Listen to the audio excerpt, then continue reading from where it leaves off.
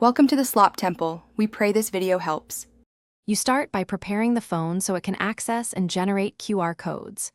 Open Settings, go to Apps or App Info for the app you'll use. You need camera and storage permissions enabled so scanning and saving work. If you plan to create a QR from text or Wi-Fi, make sure the app is updated. Outdated builds may hide QR features. Once done, close Settings and open the phone's camera app or the specific Vivo utility. This moves you directly into creating or scanning without permission errors. Now you perform the core steps. Open the camera and switch to scan mode if available. Newer Vivo cameras auto-detect QR codes in photo mode. Point the lens steadily until the prompt appears, then tap it to open the link or preview.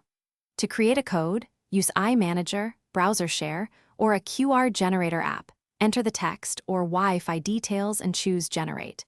Make sure to save the generated image to Gallery so you can share it later. This ensures portability across apps and contacts. Finish by saving and sharing the QR code. Tap Save or Download so the image lands in Gallery, then use Share to send via messaging or email. If scanning fails, clean the lens, enable autofocus and retry from about 20-30 cm. Glare or tilt often blocks detection.